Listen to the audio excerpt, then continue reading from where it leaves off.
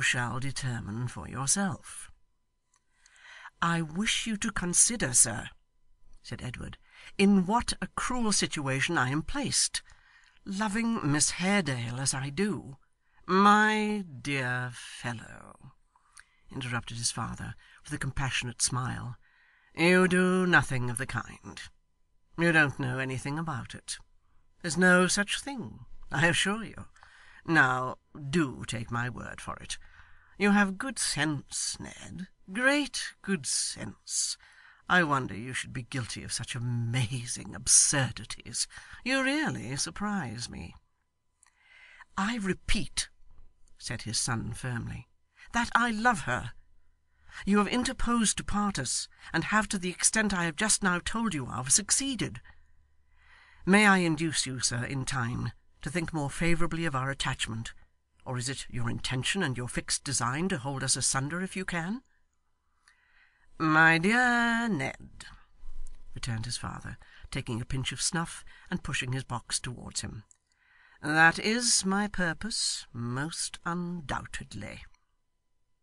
'The time that has elapsed,' rejoined his son, 'since I began to know her worth, has flown in such a dream that until now I have hardly once paused to reflect upon my true position. What is it? From my childhood I have been accustomed to luxury and idleness, and have been bred as though my fortune were large, and my expectations almost without a limit. The idea of wealth has been familiarised to me from my cradle. I have been taught to look upon those means by which men raise themselves to riches and distinction as being beyond my heeding and beneath my care. I have been, as the phrase is, liberally educated, and am fit for nothing. I find myself at last wholly dependent upon you, with no resource but in your favour. In this momentous question of my life we do not, and it would seem we never can, agree. I have shrunk instinctively alike from those to whom you have urged me to pay court, and from the motives of interest and gain which have rendered them in your eyes visible objects of my suit. If there never has been thus much plain speaking between us before, sir, the fault has not been mine indeed. If I seem to speak too plainly now, it is, believe me, father, in the hope that there may be a franker spirit, a worthier reliance, and a kinder confidence between us in time to come.' 'My good fellow,' said his smiling father, 'you quite affect me. Go on, my dear Edward, I beg. But remember your promise. There is great earnestness, vast candour, a manifest sincerity in all you say, but I fear I observe the faintest indications of a tendency to prose.' 'I am very sorry, sir.' 'I am very sorry too, Ned. But you know that I cannot fix my mind for any long period upon one subject. If you'll come to the point at once, I'll imagine all that ought to go before, and conclude it said. Oblige me with the milk again. Listening invariably makes me feverish.' 'What I would say then tends to this,' said Edward. 'I cannot bear this absolute dependence, sir, even upon you. Time has been lost and opportunity thrown away, but I am yet a young man, and may retrieve it. Will you give me the means of devoting such abilities and energies as I possess to some worthy pursuit?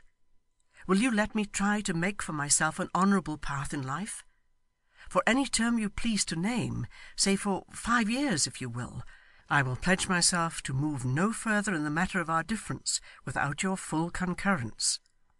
During that period, I will endeavour earnestly and patiently, if ever man did, to open some prospect for myself, and free you from the burden you fear I should become, if I married one whose worth and beauty are her chief endowments.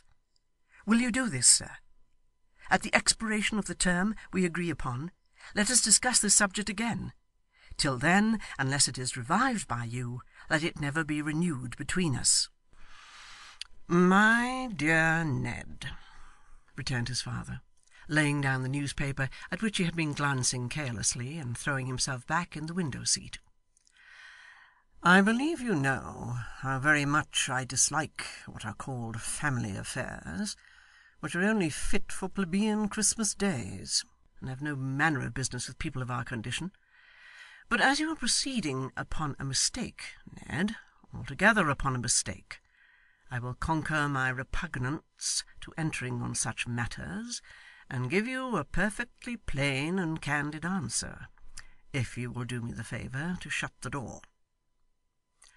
Edward having obeyed him, he took an elegant little knife from his pocket, and paring his nails, continued.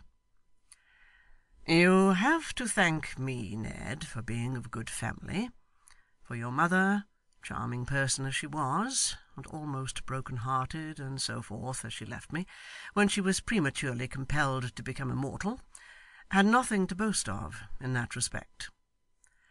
Her father was at least an eminent lawyer, sir, said Edward. Quite right, Ned. Perfectly so.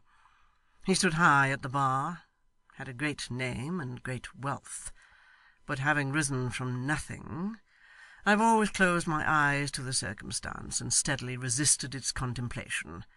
But I fear his father dealt in pork, and that his business did once involve cow heel and sausages. He wished to marry his daughter into a good family. He had his heart's desire, Ned. I was a younger son's younger son, and I married her. We each had our object, and gained it. She stepped at once into the politest and best circles, and I stepped into a fortune, which I assure you was very necessary to my comfort, quite indispensable. Now, my good fellow, that fortune is among the things that have been. It is gone, Ned, and has been gone. How old are you? I always forget. 27, sir. Are you indeed? Cried his father, raising his eyelids in a languishing surprise. So much? Then I should say, Ned, that as nearly as I remember, its skirts vanished from human knowledge about 18 or 19 years ago. It was about that time when I came to live in these chambers, once your grandfather's, and bequeathed by that extremely respectable person to me, and commenced to live upon an inconsiderable annuity and my past reputation. You are jesting with me, sir, said Edward. Not in the slightest degree, I assure you, returned his father with great composure. These family topics are so extremely dry, that I am sorry to say they don't admit of any such relief. It is for that reason, and because they have an appearance of business, that I dislike them so very much. Well, you know the rest. A son, Ned, unless he is old enough to be a companion, that is to say, unless he is some 2 or 23, is not the kind of thing to have about one. He is a restraint upon his father. His father is a restraint upon him, and they make each other mutually uncomfortable. Therefore, until within the last 4 years or so, I have a poor memory for dates, and if I mistake, you will correct me in your own mind. You pursued your studies at a distance, and picked up a great variety of accomplishments. Occasionally we passed a week or 2 together here, and disconcerted each other as only such near relations can. At last you came home. I candidly tell you, my dear boy, that if you had been awkward and overgrown, I should have exported you to some distant part of the world.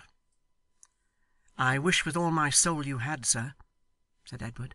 No, you don't, Ned, said his father coolly. You are mistaken, I assure you. I found you a handsome, prepossessing, elegant fellow, and I threw you into the society I can still command.